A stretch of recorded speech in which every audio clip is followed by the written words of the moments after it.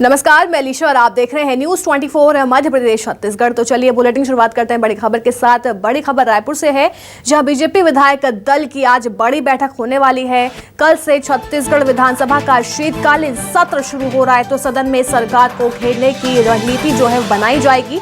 साथ ही आगामी विधानसभा चुनाव पर भी रणनीति बनेगी। तो 2 से 6 जनवरी तक शीतकालीन सत्र होगा। इससे पहले बीजेपी विधायक दल की आज बड़ी बैठक होने वाली है। बैठक में कई मुद्दों को लेकर चर्चा की जाएगी। तो बता दें कि कल से छत्तीसगढ़ विधानसभा का शीतकालीन सत्र शुरू हो रहा है, तो सदन में सरकार को घेरने की रणनीति जो है बनाई जाएगी। साथ ही आगामी विधानसभा चुनाव पर भी रणनीति बनेगी। तो बता दें कि 2 से 6 जनवरी तक शीतकालीन सत्र चलेगा, लेकिन उससे पहले बीजेपी ने बड़ी बैठक बुलाई है और बैठक में कई मुद्दों को लेकर चर्चा की जाएगी और साथ ही रणनीति भी बनाई जाएगी। तो कल से छत्तीसगढ़ विधानसभा का शीतकालीन सत्र शुरू हो रहा है और शीतकालीन सत्र में सरकार को किस तरह से घेरा जाएगा, आज उसी पर बैठक में रणनीति बनाई जाएगी। साथ ही आगामी विधानसभा चुनाव पर भी चर्चा की जाएगी। बता दें कि 2 से 6 जनवरी तक शीतकालीन सत्र चलना है, लेकिन उससे पहले ये आज बीजेपी की बड़ी बैठक होने वाली है। तमाम दिग्गज जो हैं इसमें शिरकत करते हुए नजर आने वाले हैं। तो ये बड़ी खबर इस समय लगातार रायपुर से टीवी स्क्रीन पर है, जहां आज बीजेपी ने बड़ी बैठक बुलाई है और बैठक में कई मुद्दों को लेकर चर्चा की जाएगी और साथ ही विधानसभा के शीतकालीन सत्र में सरकार को किस तरह से घेरा जाए, उस पर रणनीति बनाई जाएगी।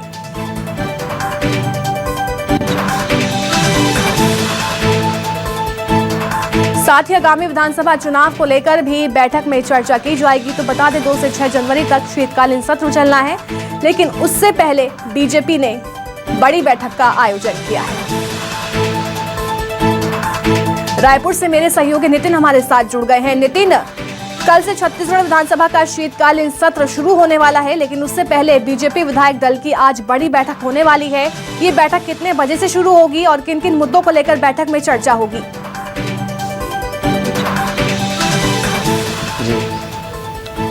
देखिए, कल 2 जनवरी से विधायक दल की जो है शीतकालीन सत्र शुरू हो रहा है। 5 दिनों तक चलने वाला इस सत्र में जो है तमाम जो विधायक, कांग्रेस के विधायक हों या भाजपा के विधायक, तमाम विधायक दल जो है उसमें शामिल होंगे। और इसके पहले ही भाजपा ने जो है विधायक दल जो शीतकालीन सत्र में राज्य सरकार को घेरने की तैयारी कर ली है। एक तरफ राज्य सरकार शीतकालीन सत्र की तैयारी कर रही है, तो वहीं राज्य सरकार जो विधायक दल की जो विपक्षी दल है भाजपा, वो उनको घेरने की तैयारी कर रहा है। तो तमाम विषयों को लेकर आज भाजपा विधायक दल की आज बैठक है, जिसमें साफ तौर पर इस पर अजय चंद्राकर का कहना है कि जो है 4 साल से नियमितीकरण की जो मांग थी वो सरकार ने पूरी नहीं करी और तमाम जैसे निगम मंडल है और जो संविदा भर्ती है उनकी जो भर्ती रुकी हुई, इन तमाम विषयों को लेकर राज्य सरकार को घेरने की तैयारी कर रही है भाजपा। तो इन तमाम जैसे कई मुद्दे हैं इसको लेकर, और आपको बता दें कि भाजपा में जो है स्थगन निर्णय लाने की जो है लगातार इसमें रणनीति बनाने हैं और आने वाले जो साल में चुनाव, इसको भी लेकर रणनीति तैयार की जाती है। तो तमाम विषयों को लेकर आज भाजपा विधायक दल की बड़ी बैठक है, जिसमें तमाम भाजपा के विधायक आज शामिल होंगे। जी नितिन, ये बैठक कितने बजे शुरू होगी?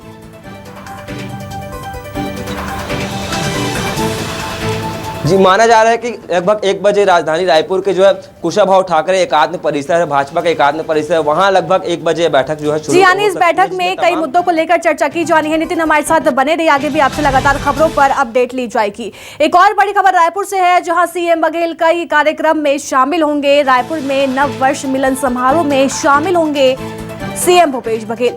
तो स्थानीय कार्यक्रम में शामिल होने दुर्ग भी जाएंगे सीएम भूपेश बघेल। तो लगातार आज सीएम भूपेश बघेल के हम कार्यक्रम बता रहे हैं और आज स्थानीय कार्यक्रम में शिरकत करते हुए सीएम भूपेश बघेल नजर आने वाले हैं। मेरे सहयोगी नितिन हमारे साथ लगातार बने हुए हैं। नितिन, सीएम भूपेश बघेल का आज क्या कुछ स्केड्यूल रहने वाला है पूरे दिन का?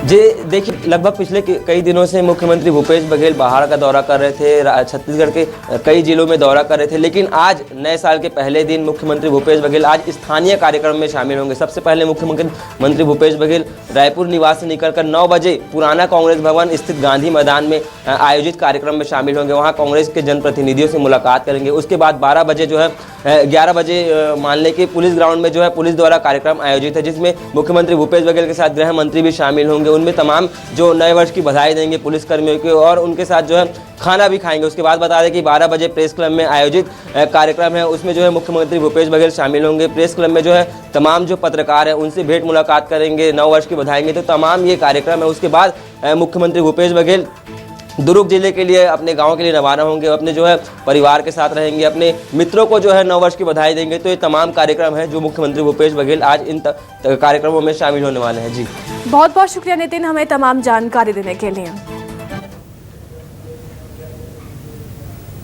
तो चलिए बढ़ते आगे, जहां सीएम भूपेश बघेल ने दिल्ली में पीएम मोदी से मुलाकात की। सबसे पहले सीएम बघेल ने पीएम मोदी की मां के निधन पर अपनी शोक संवेदना प्रकट की। तो वहीं दोनों के बीच करीब 1 घंटे चली मुलाकात में छत्तीसगढ़ से जुड़े कई मुद्दों पर चर्चा हुई है। तो मुख्यमंत्री बघेल ने पीएम से केंद्र के पास लंबित छत्तीसगढ़ की राशियों के जल्द भुगतान की अपील की और छत्तीसगढ़ का केंद्र के पास जीएसटी का 1375 करोड़ और कोल लेवी का 4170 करोड़ रुपए बकाया है।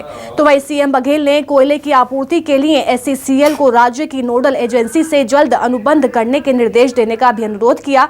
तो वहीं सीएम ने यात्री ट्रेनों का नियमित परिचालन बाधित होने से छत्तीसगढ़ के लोगों को हो रही असुविधाओं की भी जानकारी दी है। तो वहीं सीएम ने पीएम मोदी को राज्य में संचालित मिलेट मिशन के संबंध में भी जानकारी दी।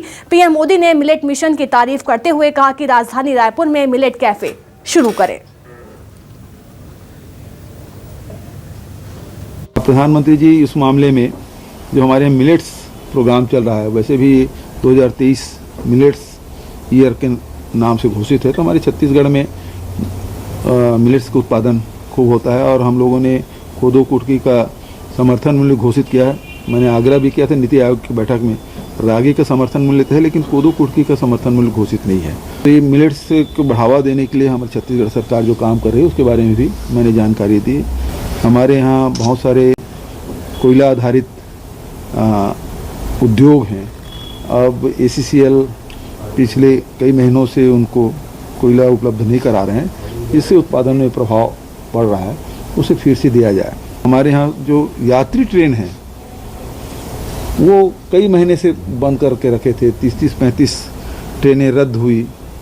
अभी तो ठीक है चल रहा है, लेकिन मैंने आग्रह ये किया कि भविष्य में भी इस प्रकार से ना हो, क्योंकि यात्रियों के जो गरीब हैं, मध्यम श्रेणी के लोग हैं, वो सब ट्रेन है उनके लिए सबसे सुगम और सस्ता यात्रा का साधन है, वो बंद नहीं होना चाहिए। तो वहीं दिल्ली में पीएम मोदी से मुलाकात के बाद सीएम भूपेश बघेल ने पत्रकारों के साथ चर्चा की। इस दौरान उन्होंने आरक्षण विधेयक, पुरानी पेंशन स्कीम को लेकर भी जानकारी दी। आरक्षण विधेयक को लेकर सीएम ने बीजेपी पर राजभवन के बहाने राजनीति करने का आरोप लगाया। तो वहीं 2024 में सीएम ने राहुल गांधी के नेतृत्व में चुनाव लड़ने की बात कही है। देखिए, सारे विपक्ष की तरफ से मैं कोई अधिकृत व्यक्ति नहीं हूं जो मैं अनाउंस करूं, लेकिन यदि कांग्रेस के एक कांग्रेसी कार्यकर्ता के नाते यदि आप पूछेंगे तो हाँ, कि 2024 में राहुल गांधी जी को प्रधानमंत्री कैंडिडेट के रूप में लाना चाहिए और उसके नेतृत्व में लड़ना चाहिए और हमें जीत हासिल होगी। मामला राज्य सरकार का नहीं है, मामला विधानसभा का है। विधानसभा में बिल पारित हुआ और राजभवन भेजा गया, तो राजभवन या तो उसे विधानसभा लौटा सकती है, दूसरा उसमें हस्ताक्षर कर सकती है, तीसरा वो अनिश्चित काल तक के रख सकती है। नई भर्तियां हम करना चाहते हैं, वो रुका हुआ है। तो पूरे प्रदेश में आरक्षण की स्थिति ये है और ये हठधर्मिता है और राजभवन के माध्यम से भारतीय जनता पार्टी राजनीति कर रही है। क्योंकि ओपीएस के मामले में हमने कल छत्तीसगढ़ कैबिनेट की बैठक हुई और उसमें हमने निर्णय ले लिया कि भारत सरकार से अनेक बार पत्राचार हुए और नीति आयोग में भी इस मामले को हम लोगों ने उठाया था कि बैठक में, और उसके बाद निर्मला सीतारमण जी जब वित्त मंत्रियों की बैठक आयोजित की थी तब भी मैंने बात उसके सामने रखा, लेकिन वहाँ से निगेटिव रिस्पांस आया कि ये पैसा नहीं दिया जा सकता, जबकि 17,000 करोड़ की राशि है। फिर हम लोगों ने रास्ता निकाल लिया है और कल कैबिनेट में हमने प्रस्तुत किया है। तो उस मामले में फिर बात करने का कोई औचित्य नहीं था। हमने अपने फैसला ले लिया कि ओल्ड पेंशन स्कीम हम अपने राज्य के कर्मचारी अधिकारियों को देंगे केंद्र की मदद के बगैर।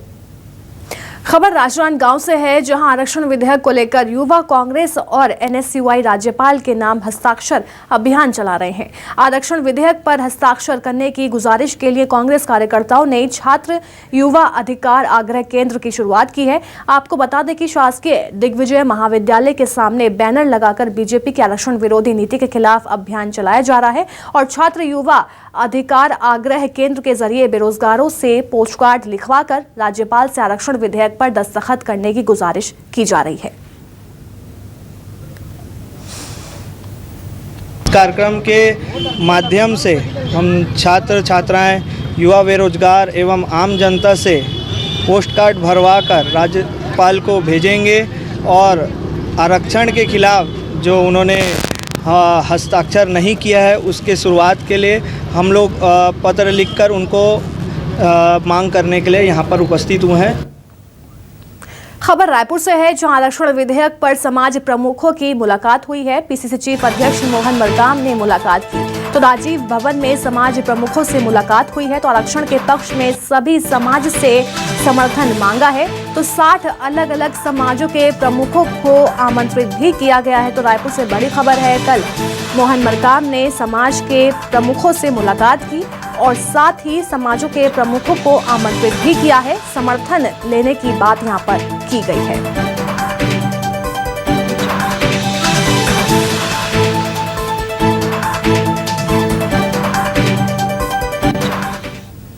तो वहीं कांग्रेस की महारैली को सतनामी समाज का समर्थन नहीं मिला है। सतनामी समाज के लोगों ने राजभवन घेराव का समर्थन नहीं किया है। आरक्षण विधेयक में 13% आरक्षण का विरोध किया गया तो सुप्रीम कोर्ट के लिए एससी के लिए 16% आरक्षण देने की मांग लगातार की जा रही है। 3 तारीख को कांग्रेस की महारैली प्रस्तावित है, लेकिन यहां पर एक समाज ने समर्थन देने से इनकार कर दिया है।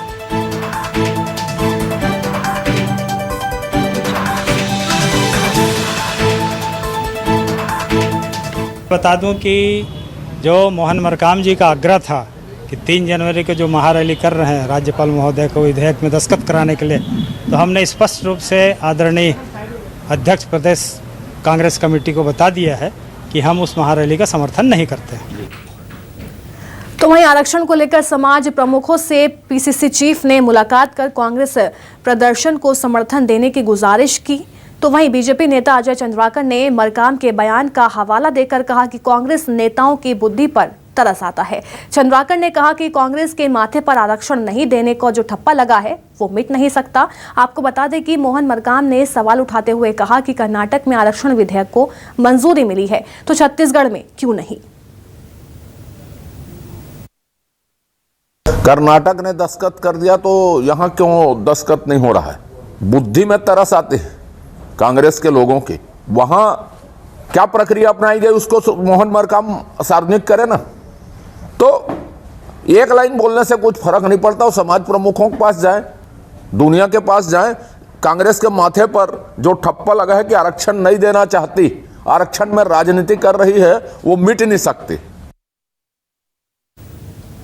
खबर जशपुर से है, जहां तेज रफ्तार का कहर देखा गया है। बस हादसे का शिकार हो गई है तो हादसे में बस चालक घायल हो गया है तो वहीं बाल बाल बचे हैं सभी यात्री।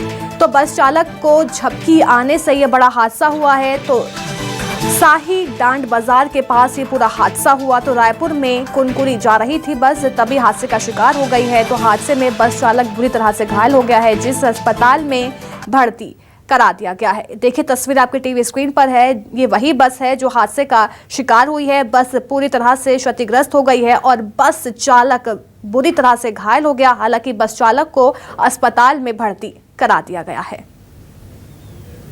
तो बता दें रायपुर से कुनकुरी बस जा रही थी तभी हादसे का शिकार हुई है। तो ये बड़ी खबर है, जहां बस चालक इस पूरे हादसे में घायल हो गया है। हालांकि बस चालक को अस्पताल में भर्ती कर उसका इलाज समय रहते शुरू किया गया।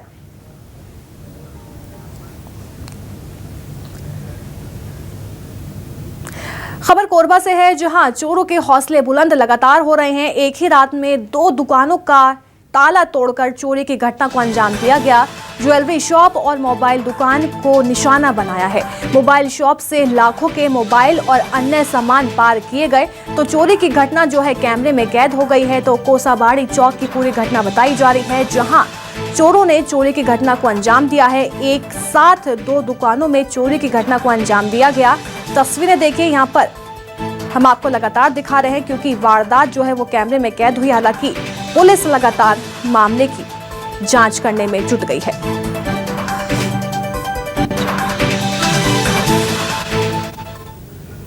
खबर बिलासपुर से है, जहां संजू त्रिपाठी हत्याकांड के मामले में हथियार बेचने वाले 2 आरोपी गिरफ्तार कर लिए गए हैं।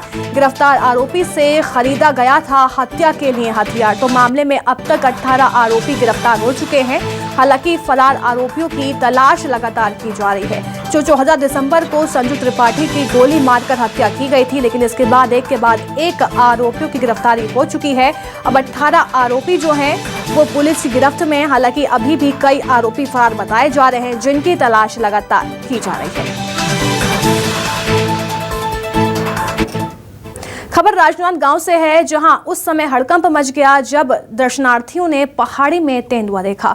कुछ लोगों ने तेंदुए की तस्वीर भी मोबाइल में खींच ली। बता दें कि बीते दिनों भी डोंगरगढ़ के कोलार घाट में तेंदुआ देखा गया था। तो वहीं वन विभाग ने दर्शनार्थियों को सुरक्षित रूप से आवागमन करने की अपील की है और साथ ही तेंदुए की खोजबीन भी की जा रही है। तो तस्वीरों में देखा जा सकता है किस तरह से यहाँ पर दर्शनार्थी वहाँ पहुंचे और तेंदुए के देखने के बाद यहाँ पर हड़कंप भी देखा गया। हालांकि वन विभाग की टीम ने सभी से अपील की कि वहाँ से आराम से निकले। लगातार तस्वीरें देखिए, हालांकि वन विभाग जो है तेंदुए की खोजबीन कर रहा है, लेकिन कुछ दर्शनार्थियों ने ये नज़ारा अपने कैमरे में कैद कर लिया। खबर जशपुर से है, जहां इस महीने 2 जंगली हाथियों के मौत के मामले में अधिकारियों की चिंता बढ़ गई है। दरअसल करंट लगने से 2 जंगली हाथियों की मौत हो गई थी। बता दें कि किसानों के खेतों में सिंचाई के लिए अवैध विद्युत कनेक्शन को भी हाथियों के मौत का कारण माना जा रहा है। इसी को देखते हुए वन मंडल अधिकारी जितेंद्र उपाध्याय ने अब अवैध तरीके से हुकिंग करने वालों के खिलाफ सर्च अभियान शुरू किया है और इस अभियान में वन अधिकारियों की टीम गांव-गांव में किसानों के खेतों में पहुंच रही है और अवैध बिजली कनेक्शन को हटा रही है।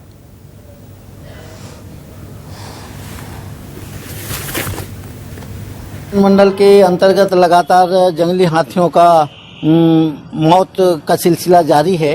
इस हेतु हमारे वन मंडलाधिकारी महोदय जसपुर के द्वारा मार्गदर्शन दिया गया है कि गांव-गांव में जाके किसानों को जो अवैध हुकिंग किए हुए हैं, सिंचाई के लिए जो उपयोग कर रहे हैं, उस अवैध हुकिंग को किसानों को समझाकर हटाने की कोशिश कर रहे हैं। ग्रामीण लोग अवैध हुकिंग कर बिजली चोरी करते हुए खेती बाड़ी कर रहे हैं। कहीं पे टमाटर लगा रहे हैं, गोभी लगा रहे हैं, धान लगा रहे हैं, जिससे सरकार को भी लाखों रुपये चूना लग रहा है और अवैध हुकिंग के कारण वन प्राणी को भी नुकसान हो रहा है।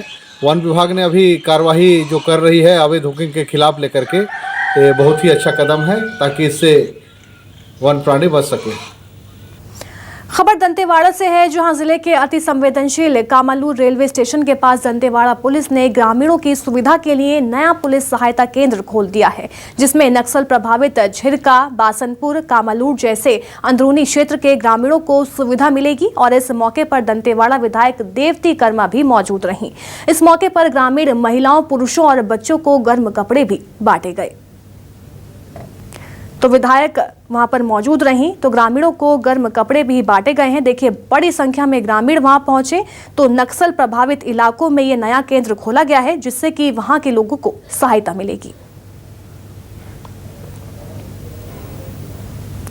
खबर सुकमा से है, जहां सुरक्षा बलों को बड़ी कामयाबी मिली है। 2 नक्सलियों ने आत्मसमर्पण कर दिया है। तो एक नक्सली पर 1 लाख का इनाम भी घोषित था। तो पूना नरकोम अभियान से प्रभावित होकर सरेंडर किया है नक्सलियों ने। तो दोनों नक्सली कई वारदातों में भी शामिल थे। तो सरेंडर के बाद सरकार की पुनर्वास योजना के तहत लाभ भी दिया जाएगा। तो एक नक्सली पर 1 लाख का इनाम घोषित था, लेकिन दोनों नक्सलियों ने आत्मसमर्पण कर दिया है, सरेंडर कर दिया है। दोनों नक्सली कई वारदातों में भी शामिल थे। अब सरकारी पुनर्वास योजना के तहत अब नक्सलियों को लाभ भी दिया जाएगा।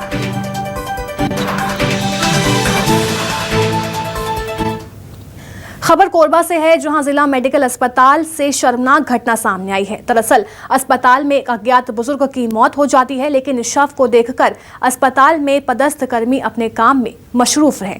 कोई इस ओर ध्यान नहीं दे रहा।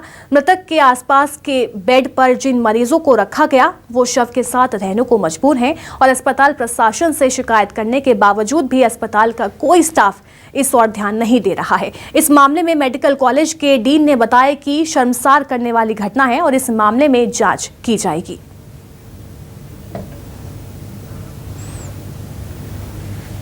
सुबह खत्म है? नहीं, सुबह से ये पार्क है, मतलब 3 बजे से।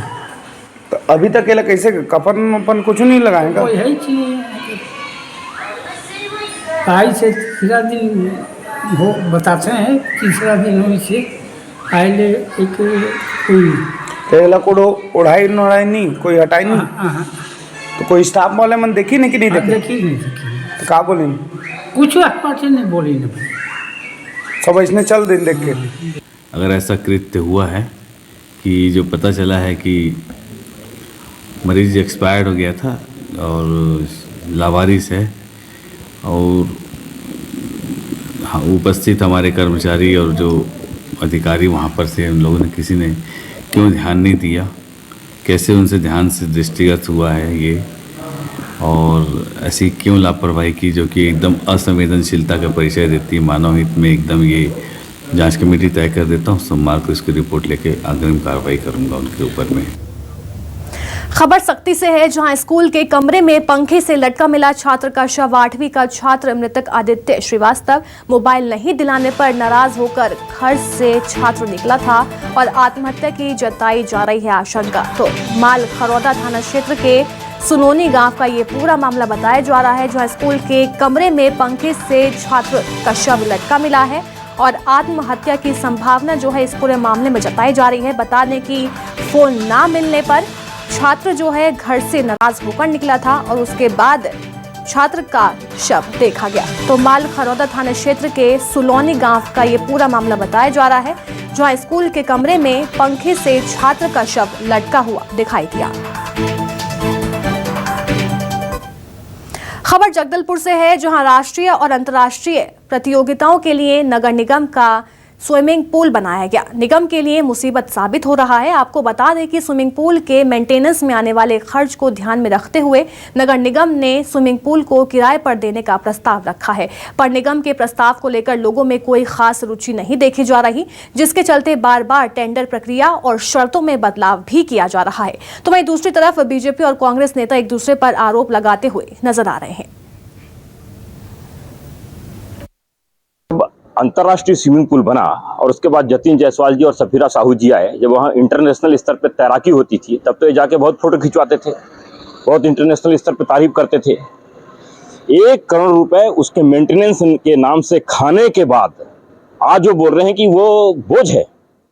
सवाल इनके अंदर जो इनकी भावना है उसमें है, केवल पैसा खाना एकमात्र उद्देश्य है और बीजेपी शासनकाल में जो अच्छे निर्माण कार्य हुए हैं उनको बर्बाद कर देना, इसके अलावा इस घटिया राजनीति के अलावा ये कुछ भी नहीं कर रहे। स्विमिंग पूल कायदे से उतने बड़े स्विमिंग पूल का इंटरनेशनल स्तर का बनाने का आवश्यकता नहीं था। नगर निगम की माली हालत उस समय भी जब वो बना था, रमन सिंह जी की सरकार थी, और अभी भी माली हालत इतनी अच्छी नहीं कि स्विमिंग पूल इतना भारी भरकम खर्च को कोई भी नगर निगम उठा सके। अब चूंकि कमीशन के चक्कर में उस समय बन गया, हम लोगों ने भी उस समय के भ्रष्टाचार को उजागर किया, लोगों ने समझा और उसके बाद सीधे सीधे कांग्रेस के महापौर को विजयी बनाया। उन्होंने हमारी बात पे, जनता ने हमारी बात पे मुहर लगा दी। हम लोगों ने 3 बार टेंडर किया क्योंकि नगर निगम चलाने की स्थिति में नहीं है, ये मैं स्वीकार करता हूँ। खबर रायगढ़ से है, जहां नगर निगम के वार्ड नंबर 27 में 9 जनवरी को उपचुनाव होने हैं। इसी कड़ी में राजनीतिक दलों की चुनावी तैयारियां जोर शोर से शुरू हो चुकी हैं। बीजेपी ने वार्ड में चुनाव कार्यालय का उद्घाटन किया। उद्घाटन कार्यक्रम में रायगढ़ बीजेपी के सभी पदाधिकारी और कार्यकर्ता मौजूद रहे।